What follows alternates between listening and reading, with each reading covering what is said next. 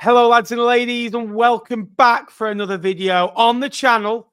The badge is back. League 2 content is back. We've had a bit of a prolonged break, different circumstances in live and content as well, but we're going to be posting regular League 2 updates between now and the end of the season. So if that is what you're into, make sure you are subscribed to the channel and also like. We are joined by my League 2 entrepreneur, Jack Kershaw. How are we, mate? Yeah, I'm good, thanks. And I'm actually surprised that you gave me that name. When you said League 2 something, I was expecting something else. But yeah, I'm great. How are you? New year, new me. I'm just gonna be nice to you. For 23 days I've been nice to you. So just another 342 days to go. It's not a leap year this year. So I've got one day less to cope through. We're going to go through the League 2 table. Half an hour, 35 minutes, just having an in-depth look at some teams in League 2. Some will get more time than others, just with things happening at different football clubs. Some things are dramatically happening and some teams are just there. Carlisle United, never a dull moment, Jack. Bottom of the table, actually come to Highbury in just under 48 hours' time from recording this video. Just the 4 victories this season. Relegation last season from League One. That manager Paul Simpson, 3-4 months ago now. Williamson has come into the football club, not really had the effect that he would have wanted. I think it's 3 wins in 18 games. They've now lost 4 of their last 5 matches. They're 7 points adrift, but 10 new players. Do you think Carlisle United can stay up?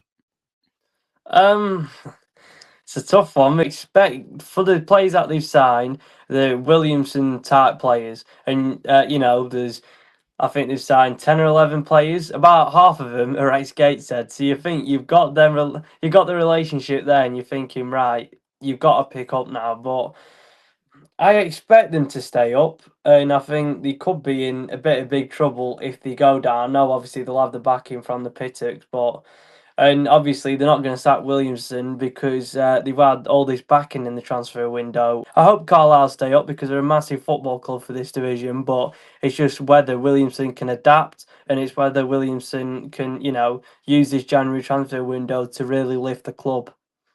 I think my biggest issue is with them is when they concede first. Since he's come into the football club, they've got 2 points from 10 games that they've conceded the first goal in, and that's a diabolical record. When they go up, they're at about 1.6 points per game, which, when you think about it, over the course of the season is about 72 points. Could be enough for a playoff spot. That's the difference, and it's that first goal. And League 2 is fine margins in football, and too many times in the last 12, 18 months, fine margins, they haven't gone on their way. And that comes from a losing mentality, a losing culture that's been inherited in the last 18 months. I think that he's come in and he's tried to totally change the style with players that can't really play it. He's added 10 new players to it, but it's like adding a bit of hot pasta onto some cold pasta and open together Yeah. to be a nice dish. And at times, I just don't think it works. I thank you very much. I made that up on the spot. Effective. You look at Morecambe, they're not blessed with talent, but they are, hard-working side who we will come to now. Morecambe are a side that, are in the bottom 2 with Carlisle, 2 points more than them, in fact, as well. They actually beat Carlisle at Brunton Park earlier this season as well. They've got the extra win on Carlisle. Again, they look good away from home at times. Typical Derek Adams size, can keep clean sheets, can dig it out. At home, I think they've only won 1 game, and that's the Tranmere Rovers, who actually currently sit above them. Morecambe today have issued a statement saying they cannot sign any new players. It looks to me, Jack, that they are going through the roughest of times. It just seems to get worse for them. And when they're down, they're just getting kicked and kicked and kicked. Yeah, and I think, this season would have been a lot worse if they didn't bring Derek Adams back to the football club and, sort of having his profile and his personality around the club to try and reunite the fans and try and, lift the spirits, which has been one of the toughest things that Derek Adams will have to do in his life to get this football club just to try and have at least 1% positivity around him because it's really sad what's going to happen about Morecambe, if the owners don't sell up. In some games, they have been good. They've won 5 games this season. Out of the last 5, they won 2. So, there is still wins in there. And obviously, say about they beat Tranmere, they beat Carlisle. But I think more and more I've watched Morecambe. I thought, the recruitment in the summer was National League based, really, but there are some players that have actually stood out. Ben Tolley, Lewis at left back, Callum Jones has stepped in. 20 points out of a possible 75. I thought, well, I think every fan in the EFL would have thought, at this stage, Morecambe might be lucky to get 10. They're in a better position than everyone thought, and Derek Adams, obviously, he won't bring anyone else in this window. Just got to rely on the players that he's got. I think Derek Adams actually thrives when he's got this type of culture. I think when he was at Bradford, a huge expectation. Plymouth did well, but then created an expectation and struggled a little bit. They've actually got 4 home games where they've struggled at the Mazuma Stadium. Local derbies against Fleetwood Town and Accrington, Stanley before entertaining Doncaster Rovers and Walsall. These will be 2 easy games with our Walsall are playing right now. Easy 3 points against top of the table, who haven't lost since the 1st of October. 2, Fleetwood Town. Tranmere Rovers just currently sit above level with Accrington Stanley. Tranmere Rovers this season haven't scored enough goals, only 18 goals, whereas Accrington Stanley, who are just above them, have scored 14 goals more, but conceded 4 more. Again, this Tranmere side aren't good defensively, which in the first 4 games of the season, they kept 3 clean sheets and won 2-1 away at Carlisle United. And Atkins was getting kind of labelled as this messiah for his style when the style was poor. They weren't playing great. And eventually they've been found out a little bit. And the football is horrible to watch. The activity in the January transfer window hasn't been there. Takeovers, are set to be happening. But again, they lost to Morecambe. Again, the only saving grace is that they have beat Carlisle, United home and away. Carlisle will be on 24 points, and it's those fine margins if you can get through. Accrington Stanley, Jack, are another side that have got 25 points, and they're almost a very patchy side that they won back-to-back games, followed up by a defeat at the weekend. Went to Chesterfield and won 3-0 away from home, and a great result there. In a way, do you think the saving grace is that only 2 sides go down, and the sides below aren't really showing anything? Yeah, probably. That's a fair point. And, Accrington obviously have more funds than Morecambe, but they don't have a lot, Accrington. And still their recruitment was National League based. So obviously it was sort of John Dool and work with what you got, really. And I think Accrington, they've been a side where when it's been good for them this season, they've actually been a good watch. First half against Fleetwood, I thought, they could have easily had 3 or 4. Got beat 3-0 by Notts County. And on the day, Accrington, I think they can put a few goals past sides, but, they're not tightening up in the defence. And I thought the experience of Farron Rawson in the middle of 2 inexperienced centre half had actually maybe helped. But Accrington do have what it takes in that side to stay up. And I think John Doolan's doing great with what he's got. It's lucky that only 2 sides go down, in League 1, 4 go down. So I think they'll be very lucky in that regard. Sides get dragged in or go on a run and do well. Newport County are currently a team that are getting dragged in a little bit. They've lost 4 games on the spin now. They've got 22 games left. 13 of those are at home. Nelson Yardham came out recently and said players must channel their inner Cristiano Ronaldo, fellow Portuguese man, Cristiano Ronaldo. I wasn't quite sure of that, but again, Newport County are doing okay for what you expect. The 6 points clear with a game in hand. They've had postponements. I know they've got Morecambe to come, which is a massive game for them as well. Because remember, they started the season quite well, especially at home. Victories over Doncaster, Accrington Stanley to beat at home as well. They were very, very strong there. Whereas away from home at times, they've struggled. When you look at sides kind of above them, Barrow have only conceded 28, which we'll come to in a minute. Swindon Town, Jack, are a side that we watched recently who were bottom of the table on the 7th of December. What a turnaround since Ian Holloway's come in. A lively guy, let's say the least there. But I think the one good thing about Swindon is that stands out. Yes, they've only won 6, which is 1 less than Newport, level with Accrington, level with Tranmere, 1 more than Morecambe, and only 2 more than Carlisle, is the 10 draws. If you're not winning games, draw them.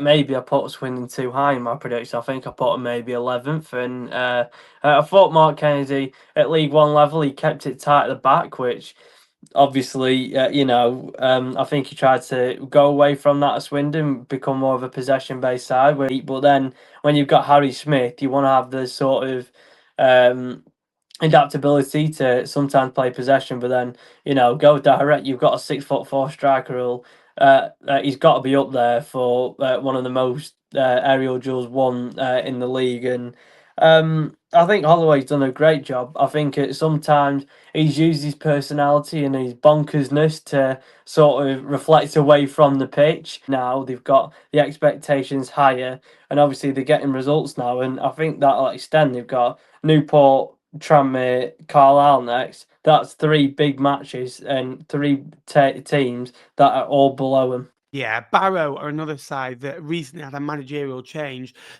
Stephen Clements again got sacked after defeat to Swindon on Saturday. A poor display. His style at the start of the year was a style that was winning games, won away at Harrogate, beat Crewe on the opening day, but were pretty much scoring every time they went forward. Pretty much, every time that they had a shot, it was going in, and they were decent defensively, just were in a shape, very structured, very laboured, a bit like Fleetwood, were no real movement there, decent in a shape, but as soon as it got broke down, a bit of a dull character as well. It never really clicked with supporters.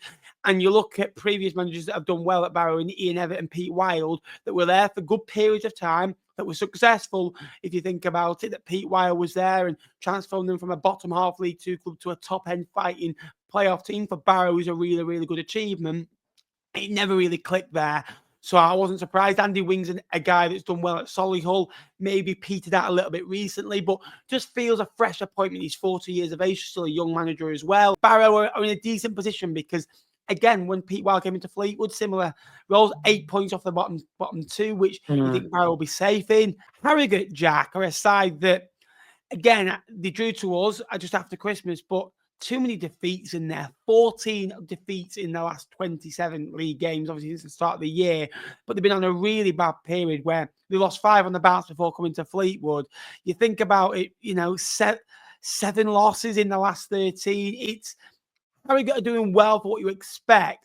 Not so obviously it's like Harrogate, but we don't expect much from them. Again, they're a side where they're not going to splash the cash, but they have got in each department. I think they've got some solid players. They've got O'Connor, we're experienced at Fleetwood. Every cross that came in, he was at the front post and he got it away. And he won every aerial duel. He's got a goal this season. I think he can chip in with a few more. They are well drilled against sides that can, try and pass it around you. Doncaster and Bradford at home to Yorkshire derbies. They sat in and they countered well. Another side started the season very well, and I think they won 6 of the first 8, drew 1, lost 1.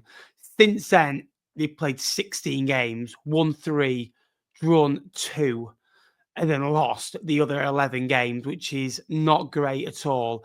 And they've now lost the last 4. John Coleman's come into the football club 18 days ago after we're recording this on the 23rd of January, and only played 1 game after the Fleetwood home game was postponed due to the weather.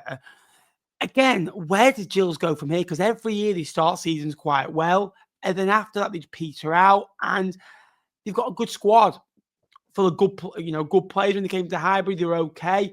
Even the Morecambe game, they won when they weren't playing well, but now they're not playing great at times, but they're just losing games of football. And 22 goals scored, 25 against. It just feels very flat.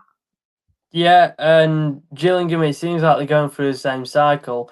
They'll appoint maybe a younger manager like Mark Bonner, and then they get Coleman in now. Then last season they had Harrison, so then they've obviously got the experience there that they keep going through. And I think Coleman will obviously he won't get them into a relegation scrap, and I think it's what some of those players need. Jack Nolan hasn't hit the ground running, which I thought he would, but obviously he got ridiculous numbers last season at Accrington under John Coleman's. Start of the season, you're looking at that recruitment for Gillingham and the squad. They really recruited quality over quantity for me, and I think it took a sting out of it when Robin McKenzie went out injured, and Bradley Dack obviously hasn't got really going yet. It seemed like at the start of the season when they were top of the league, they were scoring 3 or 4, but if you look at the stats, they didn't have many shots. They just had a really good shot conversion rate.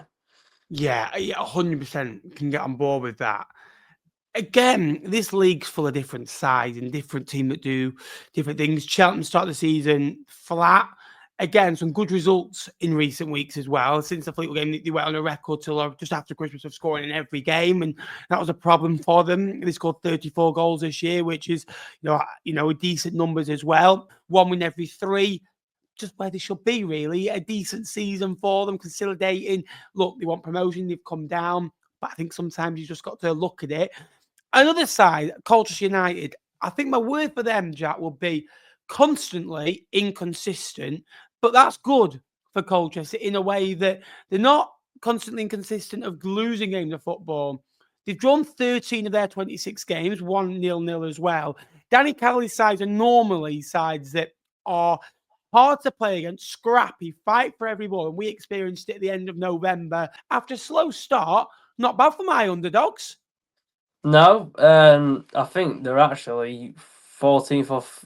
Yeah, the 14th now. I had a mid-table too, but yeah, for your underdogs, obviously last season, they finished 22nd, I think, didn't they? Or they finished in the yes, they finished 22nd, and I think they have got, again, it's another side where they got quality individuals. Obviously, Teddy Bishop, I think, has been out for a few times this season. Jack Payne, he's still, he's got double figures in goal contributions. My mate Samson Tovard, I hope he's watching because I really like him. He's a raw sort of striker, but then when he was partnered with Lyle Taylor, an experienced striker, it worked really well. 13 draws, they're consistent at that. But then, we've getting, back-to-back wins are not consistent with, which is obviously the fine margins of why they maybe aren't in the top half. Fleetwood Town are a team that have never really got going this year. Too many breaks in play from games when you think about it. 3 weeks after the Bradford game, Colchester at home. 2 weeks between the Doncaster game and the Salford game, which I think, in fact, helped us. 2-week gap when we didn't play Tranmere. You don't play MK Dons. You don't play Salford. It's been never had a run of games, and Pete Wild has alluded this, recently as well. However, 10 points in the last 5 for the Card Army after 1 win in 12. An improvement's been made. Start of the year, Jack, I put Fleetwood Town 12th. Fleetwood Town are currently 13th, just a point behind 12th, with a game in hand on MK Dons after beating them in midweek as well. And were the only side from, when you look at the table, from 9th downwards to win back-to-back games recently as well. So they're in a little bit of form. Yeah, well, it just shows how inconsistent this league is for the sides at the top.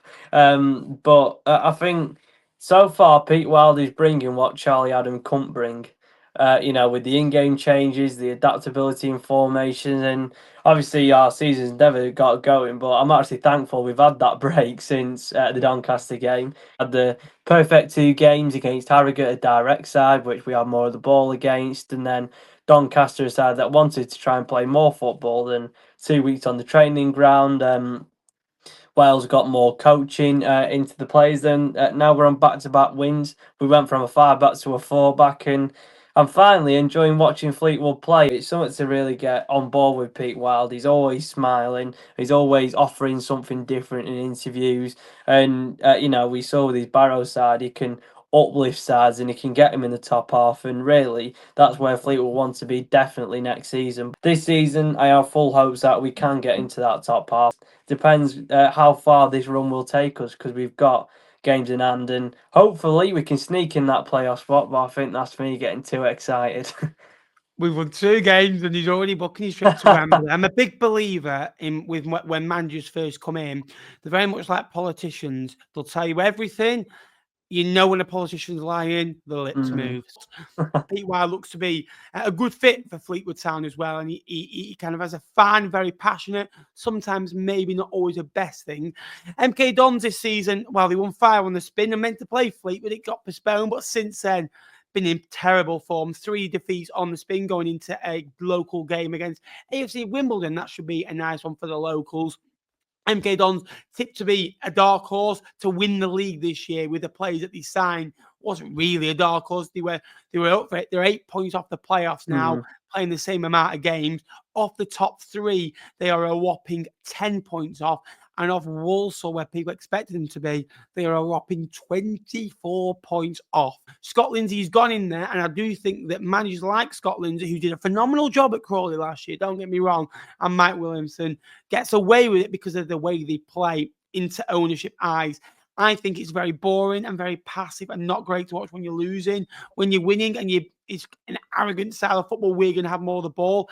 On Tuesday, I saw nothing that made me think they were going to score at any given time. And when they went more direct, I actually thought they caused more problems games. And we labelled Bromley when we played him at the start of October that I single out to you that not many wins, but not many losses. And hard to beat. Up to recently, they'd only lost 5 of the first 23 games, which is halfway through a league season in the season that they're in the EFL for the first time, which is phenomenal. Only 8 wins, but they went to Walsall with 2-0, absolutely drew the game. I think that's the last time Walsall didn't win a game since November.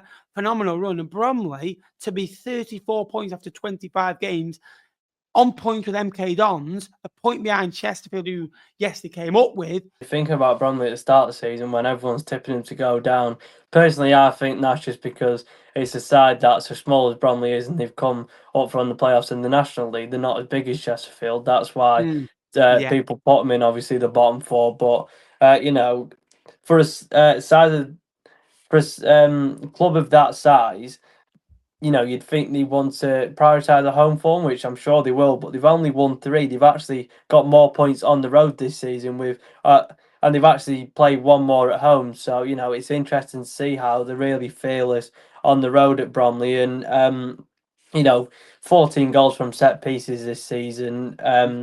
Omar Sawunmi's scored 4. He's like a basketball player. We said that when he came to Fleetwood. Channel defending and attacking, he's got physicality and he's not even tallest player, Danny Imre, and hopefully they can keep a hold of him because I've heard, upwards to 7 figures that Palace want for him if obviously his side's going to come in January. Then Michael Cheek, Andy Woodman said at the start of the season, a goal scorer is going to score goals at any level, and we weren't wrong about that. 13 goals and 2 assists. You don't need to overcomplicate the tactics. You just need to be strong defensively, be really good on set pieces, and just play to your strengths. Bromley have done that, but because they've had no pressure on them. And I think with the no pressure, they've just gone on this run, which obviously they've lost the last 3. But prior to that run was special. And who says that Bromley can't get in the playoffs? The playoffs could be a bit tough for them, being 8 points off. But hard to break down and a good side to watch as well. Chesterfield, Jack, I'll let you cover them. No results in the last 4. James Berry has left the football club. 10 goals in 28 this year. Very inconsistent. 9 wins, 8 draws, 8 defeats. 7 off the playoffs. I said to you, didn't I, on League 2 Live, I think they'd be very similar to what they are now between 8th and 11th. Again, loads of players are injured. I think it's been the story of their season. Yeah, definitely. And obviously losing Dylan Marcandy because he got recalled, and then James Berry, probably when they're starting, that's the 2 best wingers gone for Chesterfield. I know, obviously, with the ball, Marcandy can come more central, and obviously they got Dobra there, who I think can also play more central, and you've got Mandeville, but Berry, obviously, he weren't. I think because of how well Berry started this season, the fans are gutted to see him leave. But because last season he weren't as prolific in the National League, I don't think if he started this way, then the fans would have been too disheartened. And for me, I don't think Berry offers much off the ball. I don't think his work rate's there for maybe, for the standards that Paul Cook wants to drive into them for a promotion winning side. But obviously, like you say, injuries have damaged them. Tom Naylor's played centre half and centre mid. He's not had consistency where he's played, and obviously Madden and Grigg, both them, they don't start together, but when they rotate them, 60 minutes for one, 30 minutes for the other, they can both still score. And they've now got Peppel, who's been on loan at Southend in National League, got 11 goals. Grimsby played Chesterfield at the weekend and only drew the 2nd game of the season, 26 game. They've been a side that have been in the playoffs, but again, already won more games away from home, than they did last year. Already won more games in total than they did last year as well. They've won 12, but they've lost 12. So I think that's been their issue. People talk about playoffs. I just think because they lose too many, they're good at times this year. I really do. I think that they've got a lot of good players in that team as well. I like them against Harrogate as well. That was a great result for them.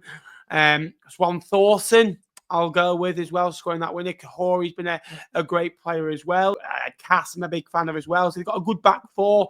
Artell is a likeable fella. It was just more recently with Gab Sutton interview as well. That still makes me chuckle. Bradford City, though, Jack, phenomenal run. We see this every year with Bradford. We see big bad Bradford, a big team, a really good team, a really great fan base. But they always going to start well between the middle part of the season in January. They suffer a little bit, but after January till March, they go on a good run. Then from there, they falter. However, 4 wins in the last 5, 2 wins, a draw and 2 wins, leaving a point outside the playoffs, but only 3 points behind at the top 3 with a game in hand. Yeah, I'm definitely more convinced about Bradford than what maybe I was at the start of the season. Because obviously, like you said, people put them up there, but I think because of obviously the size of the club, but I think look at their squad, they have got good depth, they have got good experience, they've got promotion winners in there. Just think that Bradford this season they could do it. Andy Cook obviously is a massive blow, but for Michael Mellon, getting him in over, I think Chesterfield win for him. Obviously, there would have been more League Two clubs. Getting him shows the ambition of Bradford, and then the centre back depth that they've got is really substantial. I think the only thing holding them back maybe is Sam Walker in goal. He's another one like Billy Crellin. He's like a few howlers in this season. But if Bradford, because they've got the depth and they've got Alexander, who's obviously got out of this division before, I think that Bradford could do something special this season, which the fans have been asking for the past 6 or 7. And yet the entertainer, Walsall, have only won 9 games on the spin. Salford City recorded 6 results on the spin, winning every one of those without conceding as well, before Fleetwood Town rocked up, beating them by 2-0. Phenomenal run for them. However, it halted recently as well. They've gone from the top of the playoffs to the bottom of the playoffs, but still only a point behind Doncaster, Notts County and Wimbledon, and 2 behind Vale, 4 behind Crewe. 16 behind Walsall. Walsall have a 15-point buffer. They're playing games of their own. They've only dropped 17 points this year, Walsall. They don't score many goals when you look at again, Doncaster scored 7 more than them. County scored 12 more than them, but defensively very solid as well. Carl Robinson has really installed a really good side there that they are very in teams' faces. They want to win balls back into the opposition's, third. Unfortunately, weren't there at the level on Saturday. Doncaster Rovers, Jack, are a side that I think this year last year they relied on a 10-game winning streak and drew on the last day to Gillingham, and then obviously he faded off in the playoffs. But I think Doncaster Rovers, when you look at them, there's always a team every year that are constantly in the playoffs that keeps topping themselves up with victories. And you look at it, 3 wins, 1 draw, 2 defeats. Isn't phenomenal form, but it's enough to get you into the playoffs over at 10 points from 6. But they don't quite look like a top 3 side at this moment, but they don't really look like a side going to go outside the playoffs, do they?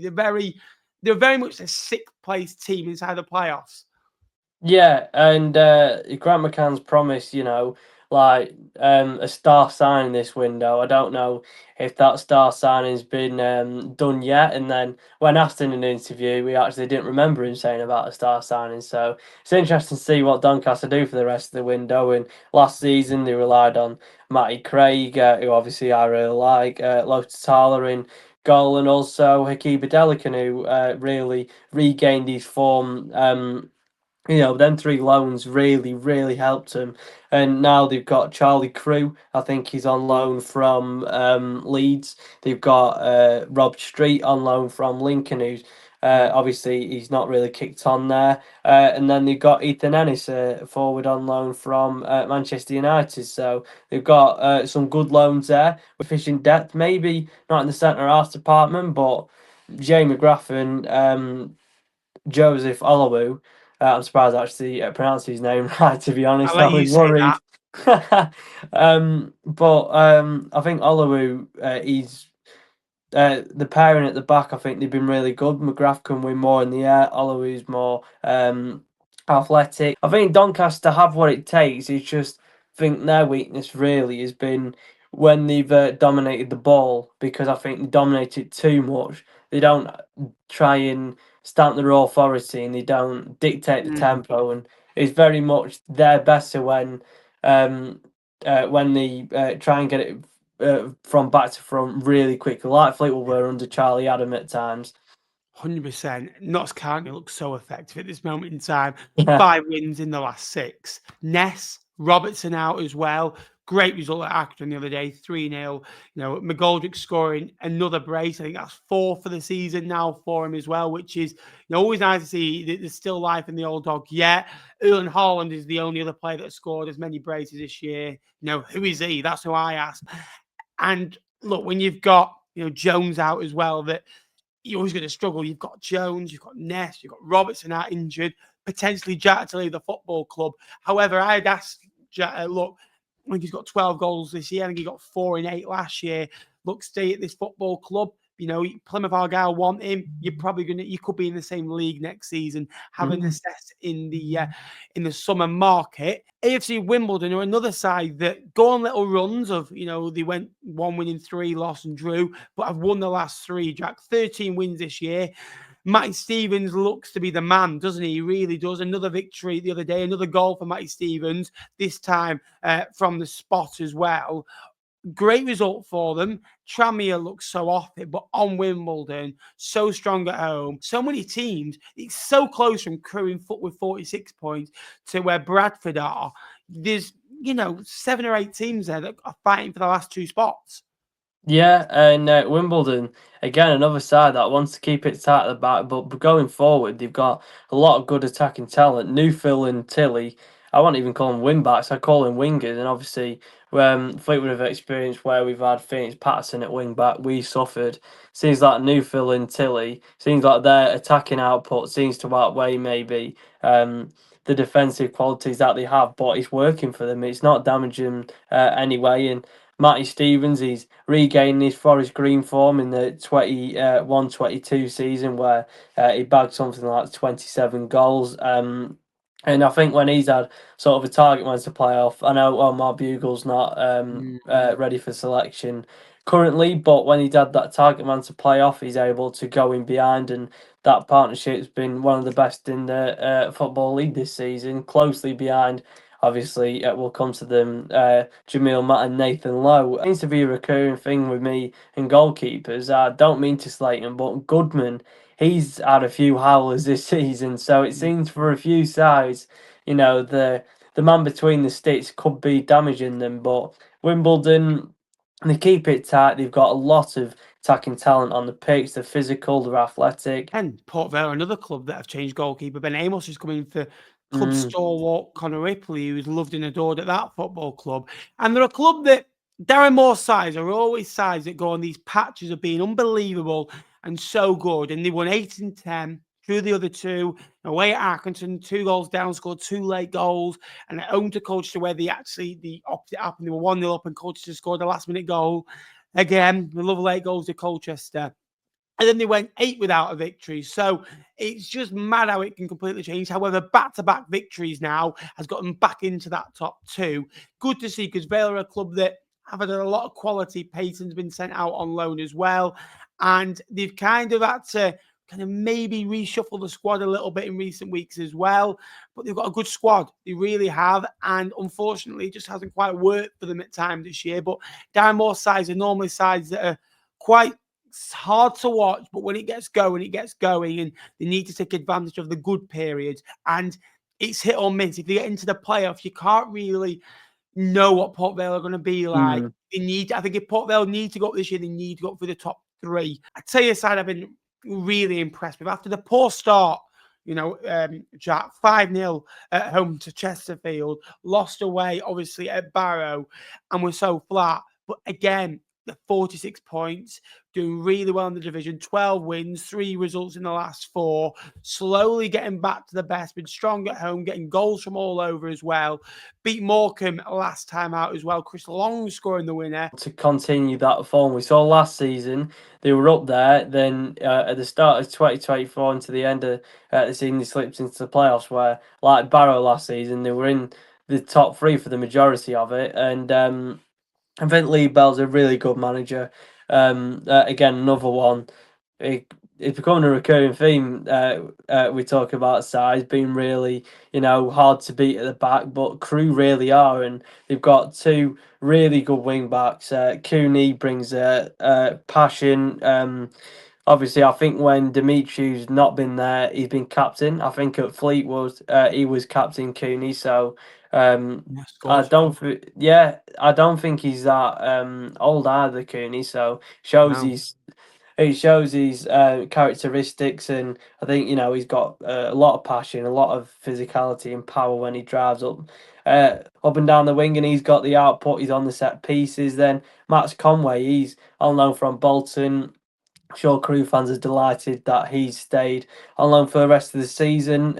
He brings sort of a more technical presence on the left hand side, but still a really, really good player. And Mickey Dimitri probably, I'd label him maybe as the best centre half in the division. If if you want an old school centre half, Mickey Dimitri is your man, and he's had two younger centre halves beside him, Nat LaBelle and Williams, or if they rotated it. And even when Dimitri was dropped against Fleetwood, Crewe had a mental average age defensive back five. I think it might have been average age of 21 or 20. Mm. Crewe come on leaps and bounds, especially after the Chesterfield defeat. Someone actually ripped his season ticket up, so I bet he's not impressed now that he's done that. Bogle's coming back. Just them leaders in there alongside Mickey Demetriou and a young manager in Lee Bell. Hopefully that them leaders can really push him through some tough times, because they will experience that. Every team will. Walsall, 9 wins on the bounce. Unbelievable. You look at the squad at the start of the year and you think it'd be good to get into the playoffs this year. They've failed miserably in the last few years. I wouldn't say miserably, I would say they've not looked like a playoff team at times. They haven't. They scored over 2 goals a game. Again, conceded under 1 per game. You're going to win games of football. They're good at home. They're good away. 9 wins on the bounce is phenomenal. And they last lost on the 1st of October to Fleetwood. They've actually got Bradford away. If they don't lose in that game, they could go for a spell where Fleetwood is the start of the unbelievable run after it. And we end it. So I'm hoping I that is hope the so. case. I hope so. I really, but 27 points out of 27, a 12-point gap. If you think about it, Jack, you think maybe 85 points would be enough. 27 points from 21 games, which is where Fleetwood were up until recently, really, when you think about it. To go, one thing I like about it the other day, they've lost Nathan Lowe. They were 1-0 down to MK Dons the other day. That would have been, the main man's gone now. They've come back unbelievable. And you look at the squad, it's got so many talented individuals. Scott Lindsay said how many warriors they've got in that team, which I agree with. I like Stirk in midfield, Jimmy Jellis, Taylor Allen's outstanding, scored a great goal against Morecambe on the opening day of the season. Uncle Albert, Jamil Matt, fantastic players as well. Charlie Lakin, DJ. It's just all come together, hasn't it? And when you're going towards, something and you've got good players, you might do something successful.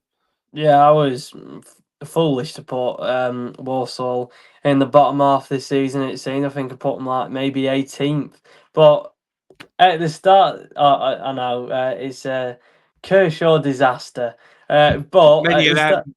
yeah, there is. But at the start of the season, when they're losing Isaac Hutchins and 25 goal contributions, I didn't know who they were gonna, who's gonna step up. Lakin last season at Sutton, he got, I think, 13 goal contributions. I liked him, watched him a bit, technical player, but Jamie Jellis has come into his stride this season. Apparently, a Walsall fan spoke to his dad, and Jamie Jellis only wanted some minutes this season.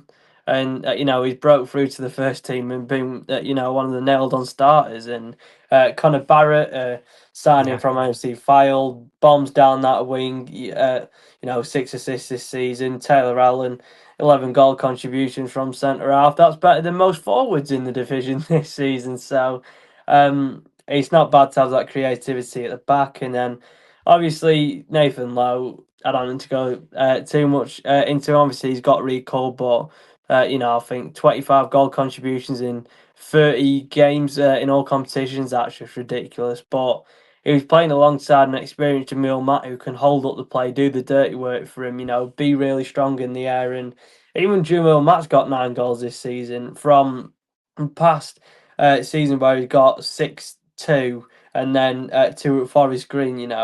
He sort of regained his form from Forest Green 21-22 like Matty Stevens.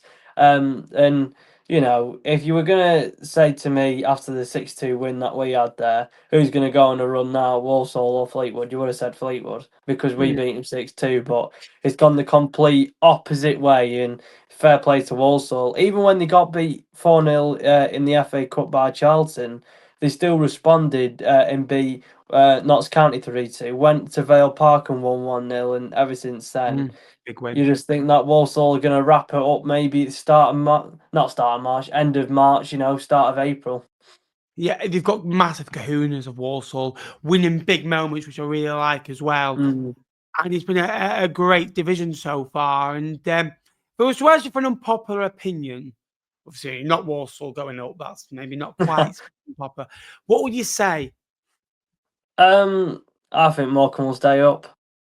Yeah, I think they've got that togetherness, haven't they? Yeah, and obviously, they can't recruit in January, but I think even if they did recruit, who would Morecambe get? They'd only recruit back to the National League, and then, you haven't got a pre-season to sort of to get him in playing out the way you want. And I think Derek Adams has done remarkable things for that football club, and I think he will still start doing that. And I think you've got Tranmere that I think will drop into that bottom 2, and Carlisle, even though I think they'll get out, they're struggling at this point. And Williamson, he's never been in this situation before. He's been at Gateshead where he's playing pretty football at the top of the league. MK Dons, he got them in the playoffs. He's never been in this situation as a young manager. How's he going to cope with it? You've got Derek Adams with bags of experience. He knows the club inside out, and he's honest. I like listening to him, and I just think that Morecambe have got that bit in them to stay up this season. Can I ask you a question? If Morecambe were to stay up, and I know Matt Sadler's done phenomenal at Walsall, who's won the league, so take him out of the equation. Matt Sadler and Walsall don't exist. Derek Adams will be manager of the year, surely. For what he's had to deal with, not be able to sign any players for the rest of January, had to sign 17 players all at once. Must have felt like a new day at school because all of a sudden you go into a new environment, lowest budget in the division, no expectations. Yes, I get that's a plus. Players probably quality of the National League / National League North. Not many that would get into other League Two football clubs. It would be an unbelievable achievement, surely. Yeah, definitely. And obviously, that Matt Sadler, he's overachieved with Walsall, but, this is 99% of people put Morecambe in the bottom 2. And I didn't. I didn't either. I put them 22nd. So I'm still thinking on the final day, are they going to scrape it? And actually, I'm going to have a look who they have on the final day. What should be Walsall? Yeah. It's Harrogate. Harrogate at home. So, that's a game. Massive. Yeah, that is a game where Morecambe can win. And I think if we're looking at top 3 managers right now, not in order, Derek Adams, Matt Sadler, and Andy Woodman, I'd go for, because 3 managers that have really overachieved. Bromley again, side that everyone put in the bottom 4, like I said, because of the size of the club, but what he's done, translated from National League to the EFL, has been great. And I hope that Morecambe stay up, because if not, then Fleetwood have one less derby in the division. And it's sad to see what's happening at Morecambe, because it's never nice what happened to Bury. And hopefully it gets sorted out, and hopefully they do not drop to the National League. Yeah, they're a football club in tatters, and we wish them all the best. Jack, before we do head off, do you want to give your socials a little plug? JK Analysis 7 on Twitter. I'm hoping to be ambitious and get 10,000 followers by the end of this year. I'll be working hard, and I've got my exams brushed off at college, so I'll be able to get more content out there. Good lad. Go and give him a follow. Link will be down below. Thank you, Jack, for joining us. Thank you very much for watching. Please make sure you like and subscribe on your way out. It'd be greatly appreciated.